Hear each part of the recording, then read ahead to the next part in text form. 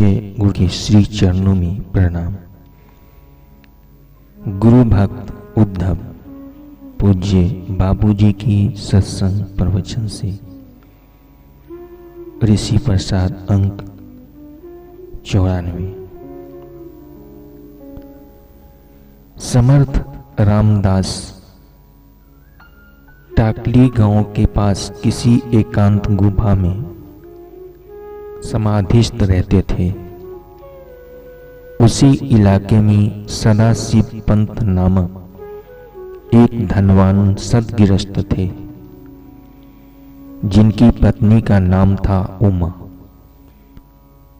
उमा भक्ति भाव से संपन्न नारी थी। साधु संतों के लिए उसके पार श्रद्धा थी।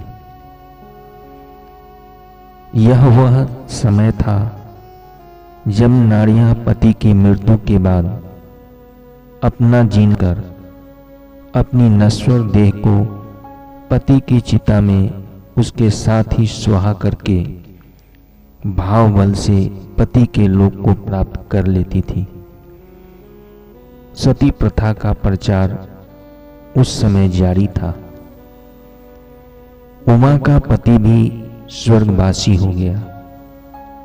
अपने पति केशव के साथ उमा भी सती होने के लिए चली। उसने सोचा कि अब मैं सती होने के लिए जा रही हूं, तो क्यों न जाने से पूर्व संत चरणों में सिर झुका जाऊं। समर्थ रामदास जी समाधि से उठकर बैठे ही थे कि उमा वहां पहुंची। उसने प्रणाम किया तो समर्थ ने आशीर्वाद दिए, अष्टपुत्रवती भव, 8 पुत्रों की माता बन। उमा को हुआ कि इन महापुरुष को पता नहीं है कि मैं सती होने जा रही हूं। पति का तो देह वसान हो चुका है। ध्यानस्थ होने के कारण इन्हें शायद मेरी स्थिति का पता न हो। अतः उसने पुनः प्रणाम किया। समर्थ ने पुनः वही आशीर्वाद दिया। उमा ने तीसरी बार प्रणाम किया तो समर्थ को हुआ कि शायद 8 पुत्र इसे कम लग रहे हैं। उस जमाने में यवनों का जोर बढ़ गया था, जिससे साधु संत एवं हिंदू लोग ऐसा मानते थे कि अपनी हिंदू प्रजा थोड़ी बढ़नी चाहिए। अतः देश एवं संस्कृति की रक्षा के लिए अधिक पुत्रों का आशीर्वाद शुभ माना जाता था। श्रद्धावान भागवत भक्त परिवारों में अधिक संतान होना देश के लिए अच्छा है। समर्थ ने पुनः पुनः आशीर्वाद दिए, 10 पुत्रवती भव। अब उमा ने सोचा कि संत के वचन झूठे पड़े, यह ठीक नहीं। अतः जो हकीकत है वह मुझे कह देना चाहिए। उसने प्रणाम करके कहा, स्वामी जी, मैं सती होने जा रही हूं। मेरे पति सदा के लिए परलोक सिधार गए हैं। समर्थ ने देखा कि यह आशीर्वाद तो झूठा पड़ेगा। समर्थ अपने समर्थ तत्व में स्थित हुए एवं उन्होंने कहा, नहीं नहीं, वह मरा नहीं, अभी वापस आएगा। मैंने कहा है 10 पुत्रवती भव, तो तुम 10 पुत्रवती बनकर ही रहेगी। प्रकृति ने करवट ली। सदाशिव पंत का अंतवाहक शरीर पुनः लौटा एवं वह जीवित हो गया। योग बल से यह संभव है। उमा ने पति को बताया, आप चमत्कारिक रूप से यमपुरी से वापस आए हैं। एक समर्थ महात्मा गुफा में समाधिस्थ रहते हैं और वे हैं शिवाजी महाराज के गुरु समर्थ रामदास जी। उन्होंने मुझे आशीर्वाद दिए हैं। अब हमें एक नहीं बल्कि 10 पुत्र होंगे। पति को समर्थ रामदास के प्रति बड़ी श्रद्धा हुई। समर्थ जी ने जीवन दान दिया। पुत्र नहीं था तो पुत्र प्राप्ति का वरदान दिया।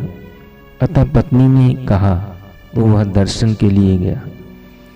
उसे देखकर समर्थ बोले, देखो भाई, तुम्हें 10 पुत्र होंगे, उनमें जो प्रथम पुत्र होगा वह तुम मुझे दक्षिणा में दे देना। देश की सेवा के लिए उसे योगी बनाऊंगा।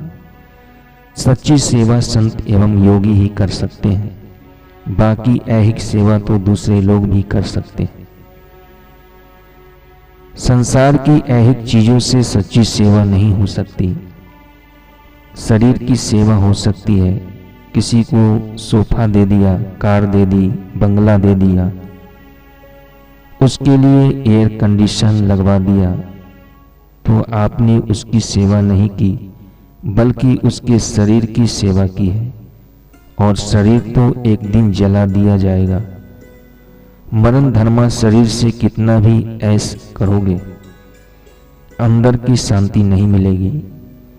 सच्ची शांति तो आत्मा की सेवा में है। और आत्मा की सेवा क्या है? अनुभवी आत्मारामी महापुरुषों के चरणों में जाकर आत्मा परमात्मा की ओर बढ़ाना ही आत्मा की सच्ची सेवा है। समर्थ, तुम्हारा पहला पुत्र संसार की वास्तविक सेवा करेगा। अन्न वस्त्र से तो ठीक, आत्मज्ञान के प्रसाद से लोगों की सेवा करे। अतः पहला पुत्र मुझे अर्पण करना। पति पत्नी दोनों सहमत हो गए कि संत के आशीर्वाद से नया जीवन मिला है तो पहला पुत्र उन्हें दे देंगे।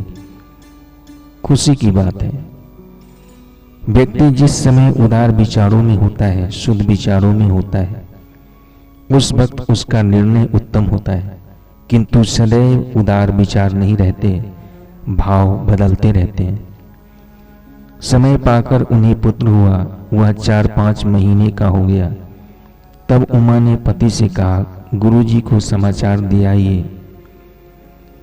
पति समाचार देंगे तो गुरुजी इस पुत्र को ले जाएंगे। समय बीतता गया। एक बार समर्थ रामदास जी स्वयं उमा के पास गए। पुत्र को देखकर बड़े प्रसन्न हुए। पुत्र का नाम रखा था उद्धव। समर्थ ने कहा, अभी इसे अपने पास ही रखो। माता उमा यह सुनकर बड़ी प्रसन्न हुई। दिन प्रतिदिन बालक बड़ा होने लगा। वह 6 वर्ष का हुआ। तब उमा ने एक दिन बालक को समझाते हुए कहा, बेटा, तेरा पिता का स्वर्गवास हो गया था। समर्थ रामदास जी स्वामी के आशीर्वाद से तेरे पिता को नया जीवन मिला है, फिर तेरा जन्म हुआ है। उद्धव श्री समर्थ के दर्शन करके बड़ा प्रसन्न हुआ।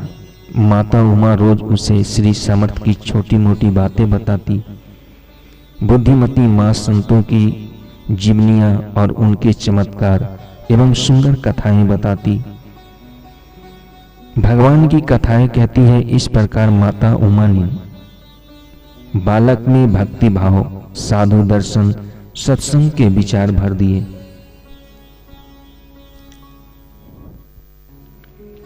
जिन बालकों में साधु दर्शन, सत्संग एवं भक्ति भाव के विचार नहीं है, उन बालकों में असाधुता के विचार ही होंगे, अभक्ति के विचार ही होंगे।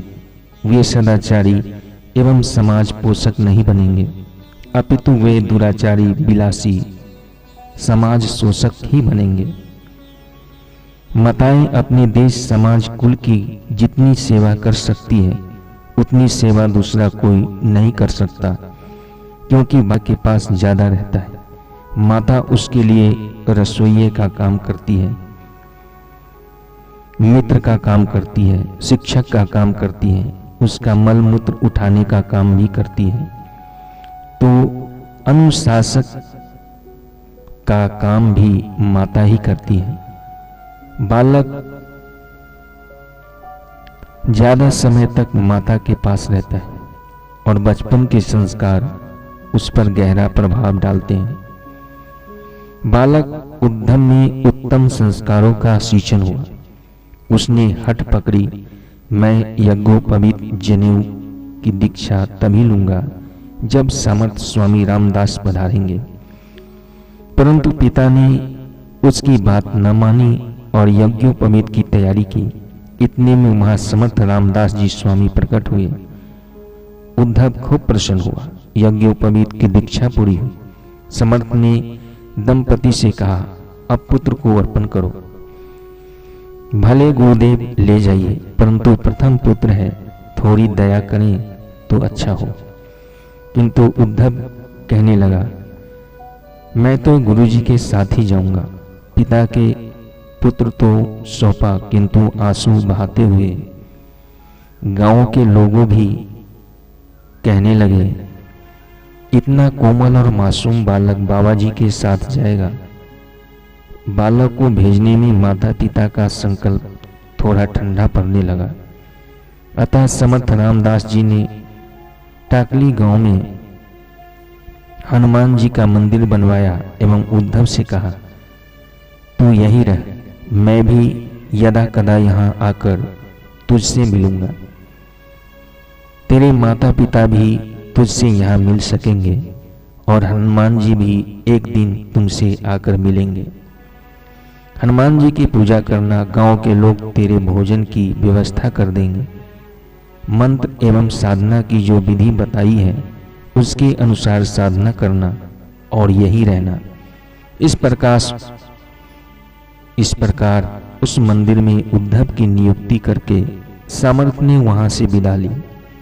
6 वर्ष का बालक 11 वर्ष का हुआ, 12 वर्ष का हुआ, ऐसा करते करते 18 वर्ष का हुआ। सदगुरु की आज्ञा के अनुसार उसने प्रतिदिन पूजा पाठ, जप, ध्यान अविरत जारी रखा। वह प्रतिदिन गुरुदेव की प्रतीक्षा करने लगा।